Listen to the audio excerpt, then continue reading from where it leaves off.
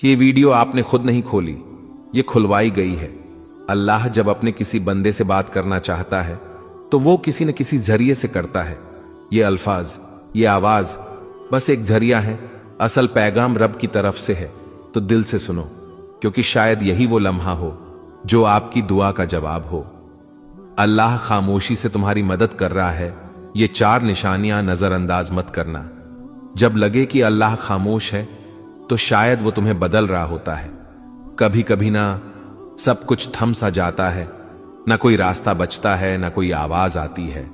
दुआ भी करते हैं, सब्र भी करते हैं, रो भी लेते हैं, मगर लगता है जैसे अल्लाह खामोश हो चुका है।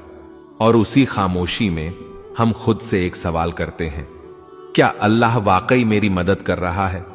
तो उसका जवाब है हां, लेकिन उसकी मदद का अंदाज खामोश होता है, गहरा होता है, और वो हर किसी को दिखाई नहीं देता। आज से हम उस सफर में दाखिल हो रहे हैं जिसमें हम जानेंगे अल्लाह जब खामोश होता है तो दरअसल तुम्हारे साथ क्या हो रहा होता है। निशानी नंबर 1, तुम्हें तन्हा कर दिया गया है। ये तन्हाई अचानक नहीं आई, ना लोग वैसे बदल गए, ना रिश्ते वैसे ही खत्म हुए। ये अल्लाह का वो निजाम है जो तुम्हें अपने करीब ला रहा है। तुम दुआ मांगते थे कि दिल का सुकून मिले, और अल्लाह ने वो सब कुछ तुमसे हटा दिया जो तुम्हें अपनी तरफ से दूर रखे हुए था। लोगों का दूर हो जाना, कुछ ख्वाबों का टूट जाना, कुछ मंसूबों का ना बन पाना, ये सब तुम्हें अकेला करके अल्लाह तुम्हें अपने सजदों की तरफ बुला रहा है। याद रखो, अल्लाह सबसे पहले तुम्हें तन्हाई देता है ताकि तुम सिर्फ उसी को पुकारो, क्योंकि वो जानता है कि सजदे में बहे हुए आंसू कभी खाली नहीं जाते। निशानी नंबर 2, तुम्हारे दिल में बेनाम सी बेचैनी पैदा हो गई। कुछ दिन पहले तक तुम ठीक थे, जिंदगी जैसे चल रही थी, लेकिन अब तुम्हें वो चीजें खुशी नहीं दे रही जो पहले तुम्हें सुकून देती थी। ये बेचैनी अल्लाह की तरफ से है। वो तुम्हें दुनिया के जाल से आहिस्ता आहिस्ता निकाल रहा है। ये बेचैनी, ये अधूरापन तुम्हें याद दिलाता है कि तुम असल में इस दुनिया के लिए नहीं बने। जब अल्लाह किसी बंदे को अपने करीब लाना चाहता है तो वो उसके दिल में एक ऐसी प्यास पैदा कर देता है जो दुनिया की कोई चीज बुझा नहीं सकती। ये प्यास सिर्फ सजदे की ठंडक से बुझती है।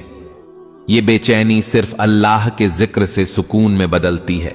क्या दिल में वो बेचैनी है जिसे आप किसी से बयान नहीं कर पाते? तो खुश नसीब हैं आप, अल्लाह आप पर खामोशी से काम कर रहा है। ये वो मरहला है जहां ज्यादातर लोग मायूस होकर पलट जाते हैं, लेकिन जो थम जाते हैं, रुक कर अल्लाह को देखने लगते हैं, उन्हें वो मदद दिखती है जो नजर से नहीं, दिल से महसूस की जाती है।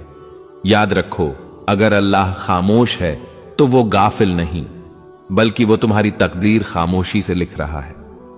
कभी कभी इंसान चीखना चाहता है, किसी को जोर से पकड़कर कहना चाहता है कि मैं थक गया हूं, लेकिन जब कोई सुनने वाला ना हो तो बस आंखों से खामोश आंसू बहते हैं और दिल से बस एक फरियाद निकलती है, या अल्लाह, और कितना आजमाएगा तू? तो जान लो, ये सवाल, ये थकन, ये सब बेवजह नहीं। निशानी नंबर 3, आजमाइशें बढ़ गई हैं और तुम खुद को कमजोर महसूस करने लगे हो।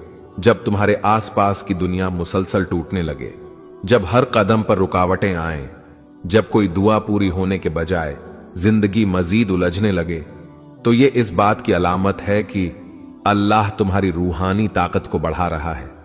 अल्लाह ने कुरान में कहा, वस्बिर वमा सब्रुका इल्ला बिल्लाहि, सब्र करो और तुम्हारा सब्र सिर्फ अल्लाह की मदद से है। सब्र कोई कमजोरी नहीं, ये वो ताकत है जो अल्लाह खुद अपने बंदों के दिल में डाल देता है। कभी कभी तुम ये सोचते हो, मैं इतना कमजोर हूं, मुझसे ये सब क्यों हो रहा है? लेकिन असल बात यह है, तुम्हें अल्लाह ने चुना है उसके खास बंदों में से एक के तौर पर, क्योंकि वो जानता है कि तुम बर्दाश्त कर सकते हो, और वो तुम्हें खामोशी से मजबूत कर रहा है। तुम्हारी दुआएं अभी तक कबूल नहीं हुई, तुम्हारी आंखें हर रात भीग जाती हैं, और दिल बस यही कहता है, बस अब और नहीं।